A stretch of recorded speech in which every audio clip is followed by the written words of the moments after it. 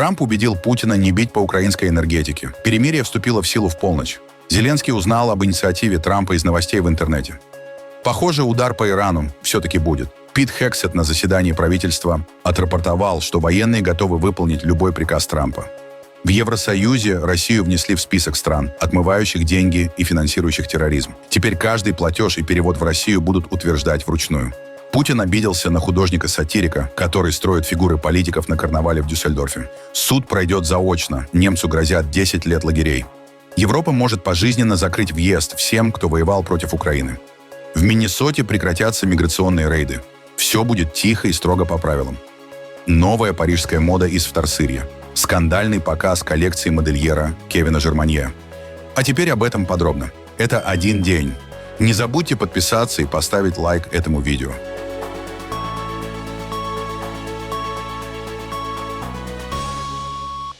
Президент США Дональд Трамп провел свое первое собрание кабинета в 2026 году.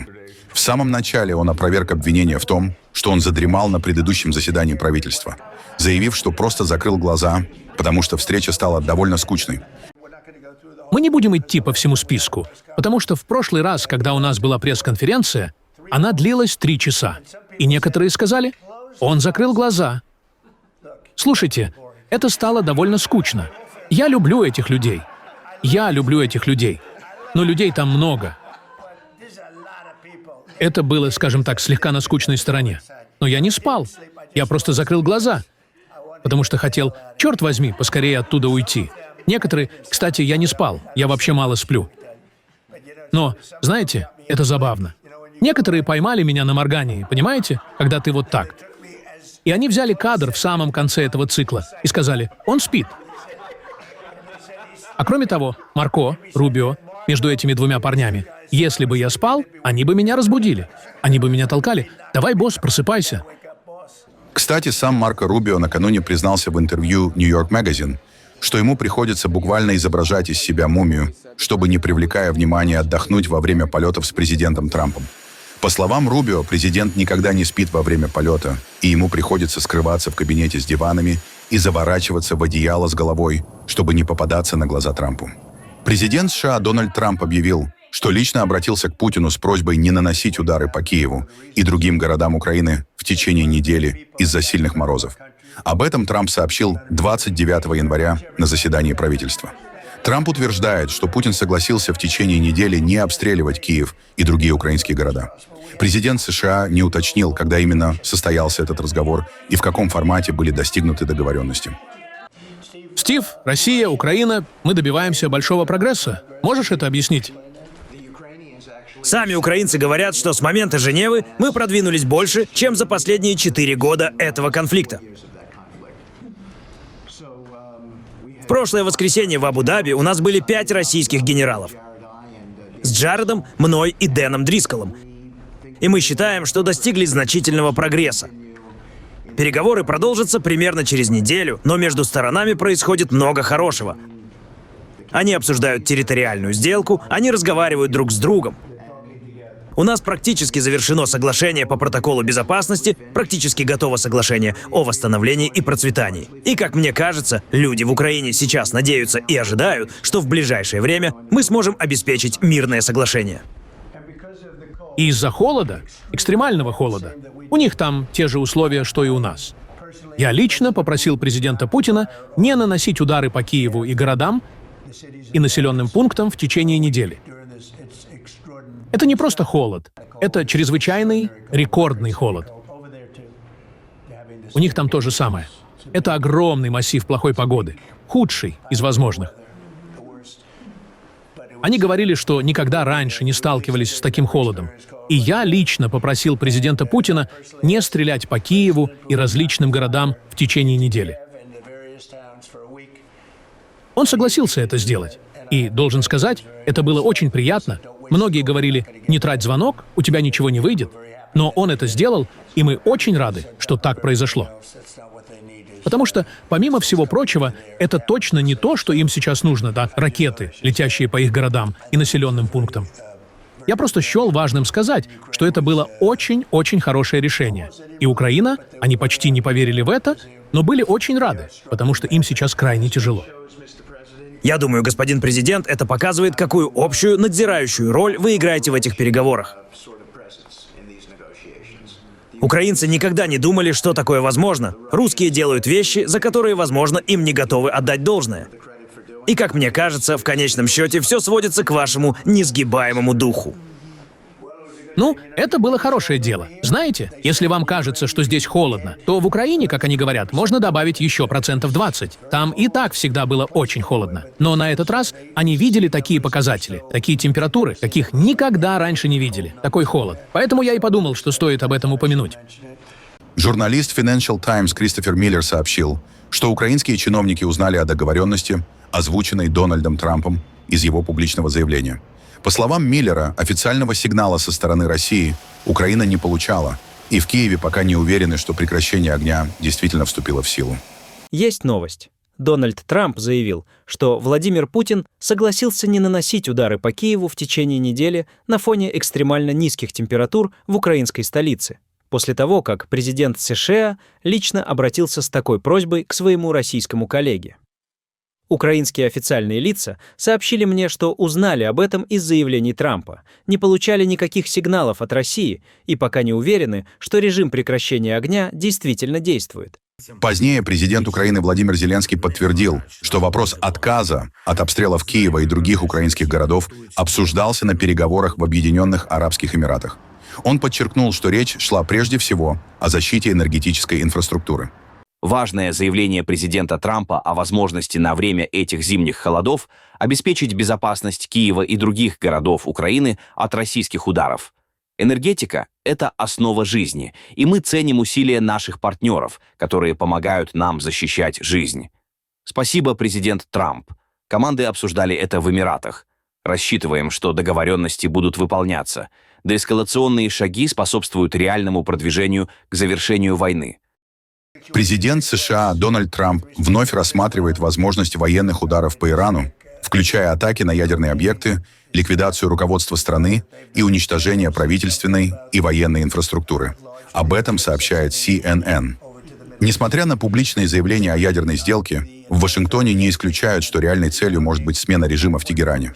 Американские силы уже сосредоточены в регионе, однако гарантий успеха возможной операции нет. Среди рассматриваемых последствий – гражданская война в Иране, установление военной диктатуры, либо смягчение политики властей. Министр обороны США Пит Хексет на заседании правительства заявил, что армия готова выполнить любое решение президента. Вы, возможно, захотите сказать несколько слов о крупной группировке кораблей, которая направляется на Ближний Восток. И, господин президент, вам, как и многим другим членам кабинета, пришлось восстанавливать восприятие Америки в мире, а для Министерства обороны это означало восстановление, сдерживание. То, что произошло в Афганистане, то, что произошло в Украине, война, которая никогда бы не началась. То, что произошло 7 октября в Израиле, этого бы не случилось при президенте Трампе. В результате нам приходится заново формировать то, как наши противники нас воспринимают. И когда президент Трамп сказал: «Иран, у вас не будет ядерной бомбы», он имел это в виду. Мы отправили бомбардировщики Б-2 на другой конец света, и они этого даже не заметили. Когда вы сказали, господин президент, что мы больше не будем терпеть наркотрафик в нашем полушарии, и что мы относимся к нему как к Аль-Каиде западного полушария, вы имели это в виду, и мы это реализуем. Когда вы сказали, что граница будет защищена, военные с гордостью выполнили свою часть работы вместе с Министерством внутренней безопасности. То же самое сейчас и с Ираном. Мы обеспечиваем, чтобы у них были все варианты для заключения сделки. Они не должны стремиться к обладанию ядерным оружием. И мы будем готовы выполнить все, чего этот президент ожидает от Министерства обороны. Незадолго до заявления Пита Хексета в Белом доме, миссия Тегерана при ООН опубликовала заявление, что Иран готов к переговорам с США, но будет защищаться, если его спровоцируют. В прошлый раз, когда США ввязались в войны в Афганистане и Ираке, они впустую потратили более $7 триллионов и потеряли свыше 7 тысяч жизней американцев. Иран готов к диалогу на основе взаимного уважения и интересов. Но если на него надавят, он будет защищаться и ответит, как никогда раньше. Несколькими часами ранее Владимир Путин во время переговоров с президентом Объединенных Арабских Эмиратов вновь попытался вмешаться в иранский вопрос, несмотря на неоднократные предупреждения Дональда Трампа. Сначала Путину следует примирить Россию, а потом уже предлагать помощь по Ирану. Особо хочу отметить усилия эмиратской стороны в контексте украинского кризиса. Вклад в проведение обменов удерживаемыми лицами и содействие в организации на территории Объединенных Арабских Эмиратов контактов в различных формах. Мы это высоко ценим, Ваше Высочество. Признательны вам лично за обеспечение проведения в Абу-Даби на прошлой неделе трехсторонних переговоров в рамках рабочей группы по безопасности. Актуален также наш диалог в связи с обстановкой на Ближнем Востоке. Мы с вами неоднократно обсуждали положение дел в зоне Палестино-израильского конфликта и совместные усилия в целях выправления гуманитарной ситуации в секторе Газа. Это, конечно, принципиальным является решение вопроса, связанного с образованием полноценного палестинского государства, которое сосуществовало бы в мире и безопасности с Израилем. Конечно, мы все внимательно следим за тем, что происходит сейчас на иранском треке. Все эти вопросы мне бы хотелось с вами обсудить не только вот в таком широком, но и в узком составе. Евросоюз включил Россию в черный список стран с высоким риском отмывания денег и финансирования терроризма. Решение вступило в силу 29 января 2026 года, сообщила Европейская комиссия. Глава дипломатии ЕС Кая Каллас отметила, что меры направлены на затруднение финансирования России войны против Украины. Включение в список предполагает усиленный контроль за финансовыми операциями с российскими организациями и гражданами, включая обязательную проверку всех сделок и платежей. Это решение было принято еще в декабре 2025 года и теперь официально реализовано. Россия не делает даже символических шагов к миру. Ее удар по пассажирскому поезду – это военное преступление, как и атака на гражданскую инфраструктуру, энергетику, больницы, школы, жилые дома. На поле боя Россия проигрывает, поэтому пытается использовать зиму как оружие. Сейчас энергетика – это новая линия фронта. ЕС реагирует крупнейшим зимним пакетом помощи. Это включает аварийное оборудование, финансирование и поставки энергии. Только сегодня мы предоставили дополнительно 500 генераторов и 50 миллионов евро для энергетической поддержки. В целом наш энергетический фонд превысил 1 миллиард 600 миллионов евро. Но этого недостаточно, как показывают ежедневные кадры из Украины. Поэтому мы также предлагаем создать рабочую группу с командами в Брюсселе и Киеве для лучшей координации энергетической поддержки. Государства-члены должны углубить свои запасы противовоздушной обороны. Параллельно мы усиливаем давление на Россию. Сегодня ЕС поддержал включение России в черный список по риску отмывания денег. Это замедлит и увеличит стоимость операций с российскими банками. Продолжается работа над займом в 90 миллиардов евро и 20-м пакетом санкций. Любая мера, ограничивающая финансирование войны России, должна быть на столе. Также предлагается запретить въезд бывших российских боевиков в Шенген. Это риск для безопасности. Продолжается планирование вклада ЕС в гарантии безопасности. От расширения обучения на украинской территории до поддержки оборонной промышленности. ЕС будет участвовать. Ответственность остается ключевой. На прошлой неделе ЕС выделил первые 10 миллионов евро на создание специального трибунала по преступлению агрессии. Россия начала эту войну, и Россия должна за нее ответить. Также с Верховным комиссаром ООН по правам человека Волкером Турком мы обсуждали вопросы ответственности. Ответственность необходима для любого мира. Министры провели очень продуктивное обсуждение прав человека, ответственности и важной работы ООН. Очевидно, что будущее Украины в Европейском Союзе.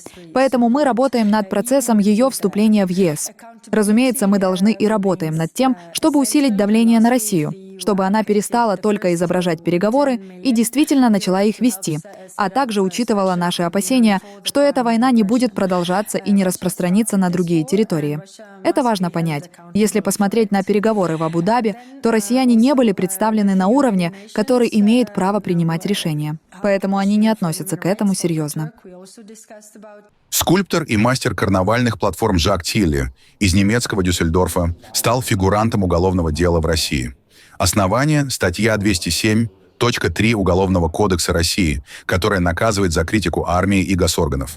Против него возбудили дело за фигуры, изображающие президента Путина с кровью и в тюремной форме на Розенмонтаге, немецком карнавале. Конечно, мало приятного, когда тебя объявляют врагом государства России, тоталитарного государства. Если бы я выбирал, я бы сказал «лучше нет». потому что неизвестно, чем это закончится. С другой стороны, это также признание силы сатиры. Сатира — это, по сути, изящное слово для насмешки. И главная задача шутника на карнавале — высмеивать власть и правителей мира на Розенмонтах. Это традиция, свобода шутов, и мы хотим продолжать. И что сатира больно бьет, показывает этот процесс. Наши платформы на Розенмонтах всегда были смелыми. Многие организации и группы возмущались, угрожали. У нас никто не избежал насмешки. Не только Путин, но и Трамп, Эрдоган, мулы. Принцип «строим платформы везде», с определенной жесткостью, если нарушаются ценности карнавала. Толерантность, права человека, разнообразие, открытое общество. Сам Тилли сохраняет спокойствие и считает процесс фарсом. Он подчеркивает, что его карнавальные фигуры направлены против власти и злоупотреблений, и работа над карнавальными платформами продолжится как обычно. Процесс сильно на работу не влияет. Мы не будем действовать еще жестче, но и не отступим. Я не могу перестать делать фигуры. И не хочу, это часть моего жизненного дела. Они имеют смысл и сегодня, ретроспективно. Поэтому просто продолжаем как обычно. С точки зрения верховенства, законы этот процесс абсурден. До сих пор я не получил ни письма, ни звонка из Москвы. У меня есть адвокат по назначению, с которой я никогда не общался. Российская юстиция — черный ящик. Максимальное наказание — якобы 10 лет лагеря. И все это против бумажных фигурок. Это за пределами разумного. Главное оружие диктаторов и демагогов — страх. Они правят страхом, угрожают людям, а сатира и юмор забирают страх. Когда смеешься над кем-то, бояться уже нечего. Вот в чем суть карнавала в Розенмонтах, и это сейчас подтверждается в процессе. Власть не хочет быть высмеянной, иначе теряет главное оружие — страх. Путин не исключение. Как уже отметила Кая Каллас, Евросоюз рассматривает предложение Эстонии полностью запретить въезд в Шенген всем российским военнослужащим, участвовавшим в войне против Украины. По имеющимся данным, в боевых действиях с 2022 года участвовали около 1,5 миллиона российских солдат, из которых примерно 640 тысяч продолжают воевать. Предлагаемые меры предусматривают отказ в выдаче виз и разрешений на проживание для всех этих граждан. В документах инициативы отмечается, что бывшие участники войны обладают боевым опытом и могут представлять угрозу безопасности, а также быть каналом для распространения организованной преступности и враждебных структур по Европе. Сейчас страны ЕС поддерживают инициативу Эстонии морально, но для ее реализации потребуется собрать доказательства участия каждого солдата в боевых действиях. Новые видеоматериалы, проверенные на достоверность международными СМИ, раскрывают ранее неизвестные подробности трагедии в Миннеаполисе. На видео 37-летний Алекс Претти участвовал в физическом столкновении с федеральными сотрудниками за 11 дней до своей гибели. Он запечатлен на улице Миннеаполиса во время акции протеста. Видно, что он кричал на федеральных агентов, пнул и повредил стоп-сигнал служебного автомобиля, и потом его повалили на землю. В кадре заметна кобура с оружием за поясом, но нет признаков, что он пытался его достать. Второй инцидент 24 января закончился трагедией. Версия о том, что Претти представлял угрозу во время задержания, противоречит анализу видеозаписей, которые показывают, что он в момент стрельбы держал телефон и не направлял оружие на сотрудников. Претти был гражданином США и медбратом отделения интенсивной терапии, имел разрешение на скрытое ношение оружия. Его смерть вызвала резкую реакцию общественности и всплеск протестов, поскольку свидетельства очевидцев и видеодоказательства ставят под сомнение официальные заявления властей о характере угрозы. Новый руководитель федеральных операций по борьбе с незаконной миграцией в Миннеаполисе, так называемый «царь границы», Том Хоман заявил, что его подчиненные перейдут к более целенаправленным операциям, а не широким уличным рейдам. Мы будем проводить точечные операции по обеспечению соблюдения закона. Точечные, так, как мы делаем это десятилетиями. Когда мы выходим на улицы, мы точно знаем, кого ищем, примерно знаем, где можем их найти. У нас есть криминальная история, иммиграционная история, много информации об этом человеке из множества баз данных. Это точечные, стратегические операции. В целом, на протяжении десятилетий ICE и СБП выполняли свои обязанности с честностью, профессионализмом и человечностью. Это остается ожиданием президента Трампа. И я буду Я лично буду требовать от наших агентов и офицеров соответствия этому стандарту. Я не хочу, чтобы кто-то погиб. Ни офицеры, ни члены сообщества, ни цели наших операций. Но если кому-то не нравится то, что делает АЭС, если вы хотите изменить определенные законы, обращайтесь в Конгресс. АСО ничего не выдумывает, они исполняют законы, принятые Конгрессом и подписанные президентом. Те же самые законы, которые действовали при 6 президентах, с которыми я работал. У вас есть права по первой поправке. Я это поддерживаю. У вас есть право на протест. Я лишь прошу, чтобы он был мирным. Швейцарский дизайнер Кевин Жерманье представил в Париже свою новую коллекцию высокой моды, созданную из переработанных материалов, собранных совместно с другими домами группы LVMH. На подиуме появились черные бальные платья из тюля, неоновые платья с вырезами и блестящие костюмы с четкими линиями. Многие образы дополняли высокие головные уборы в виде ветвей или цветов Эдельвейса. Жерманье известен своим максимализмом. Он использует переработанные бусины, стразы и бахрому, создавая объемные и насыщенно декорированные наряды. Дизайнер рассказал, что хотел выйти за рамки игривого настроения прошлой коллекции и вдохновлялся своей родной Швейцарией. Эдельвейсы и чертополох повсюду в моей стране, и я подумал, может, пора показать немного темной стороны. Но темная сторона не значит что-то страшное, сказал он. Шоу открылось черным платьем с открытыми плечами, объемной юбкой из тюля и скульптурным головным убором. Затем сменилось яркими перьями, многоцветными платьями с эффектом мишуры и белыми нарядами, покрытыми кристаллами. Закрыли показ голубой костюм с перьями и несколько белых бальных платьев с бантиками и сложными головными уборами в виде клеток и цветов. Жерманье отметил, что полностью покрытые бусинами маски на лице — это отсылка к ощущению, что нас постоянно отслеживают технологии. В высокой моде нужна доля юмора. Может, следующий аксессуар — это полностью покрытое бусинами лицо, тогда технологии нас больше не найдут, объяснил дизайнер.